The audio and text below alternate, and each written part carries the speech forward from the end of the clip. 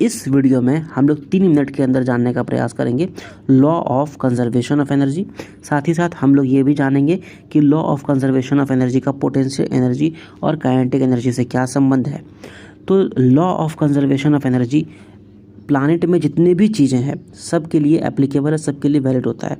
अब law of conservation of energy ये बताता है कि एनर्जी ना तो वो क्रिएट किया जा सकता है, ना एनर्जी को आप डिस्ट्रॉय कर सकते हो, बस एनर्जी एक फॉर्म में से दूसरे फॉर्म में वो ट्रांसफॉर्म किया जा सकता है। अब आपको तो पता ही है पोटेंशियल एनर्जी क्या होता है।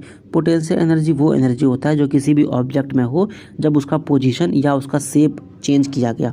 वहीं काइनेटिक एनर्जी वो एनर्जी होता है जब किसी भी ऑब्जेक्ट में हो, जो किसी भी ऑब्जेक्ट में होता है जब वो मोशन में हो तब। अब हम लोग एक सिंपल सा एग्जांपल लेते हैं। मान लेते हैं कि एक कोई पत्थर है, उसका मास है m और वो किसी हाइट से, मान लेते हैं 10 मीटर का हाइट से वो गिर रहा है नीचे, डायरेक्ट नीचे गिर रहा है।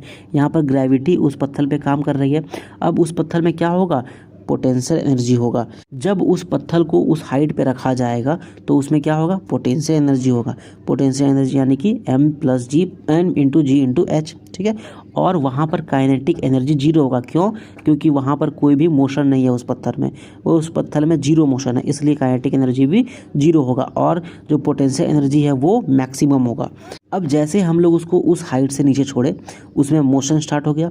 जैसे ही मोशन स्टार्ट हुआ काइनेटिक एनर्जी उसमें बन जाएगा और जो पोटेंशियल एनर्जी था वो हाइट के नीचे आते आते वो भी गिरने लगेगा। क्यों? क्योंकि जो स्टोन था उसका हाइट कम रहा है, जैसे ही हाइट कमेगा तो पोटेंशियल एनर्जी भी कमेगा और यहाँ पर उसका मोशन बढ़ रहा है, इसलिए काइनेटिक एनर्जी भी बढ़ते जाएगा।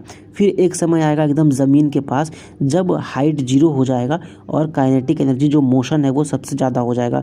तो उस सिचुएशन में जब ज़मीन के पास आएगा तो काइनेटिक एनर्जी मैक्सिमम हो जाएगा और पोटेंशियल एनर्जी मिनिमम यानी कि 0 हो जाएगा। अब हम लोगों ने लॉ में क्या पढ़ा था, law of conservation of energy में, कि जो एनर्जी है वो एक दूसरे में चेंज हो सकता है बट ना क्रिएट किया जा सकता है, ना ही उसको ख़त्म किया जा सकता है। तो इस सिचुएशन में पत्थर में भी यही था कि वो पोटेंशियल एनर्जी बन गया काइनेटिक एनर्जी, काइनेटिक एनर्जी बन गया पोटेंशियल एनर्जी। अब दोनों को जब हम लोग ऐड करेंगे कंजर्वेशन ऑफ एनर्जी के लॉ के मुताबिक तो हम लोगों को मिलेगा potential energy plus kinetic energy = constant. तो यहाँ पे हम लोगों का जो लॉ था वो सही था कि पोटेंशियल एनर्जी काइनेटिक एनर्जी बना, काइनेटिक एनर्जी पोटेंशियल एनर्जी बना, बट ना तो पोटेंशियल एनर्जी क्रिएट किया गया, ना ही काइनेटिक एनर्जी क्रिएट किया गया, ना ही दोनों में से कोई भी डिस्ट्रॉय किया गया। तो हमारा लॉ जो है वो सही था। आई होप कि आपको समझ में आ गया हो law of conservation of energy क्या होता है। कोई भी डाउट है तो कमेंट करो, कुछ पूछना बताना है तो कमेंट करो, चैनल को सब्सक्राइब करो एंड मज़े में जीते रहो।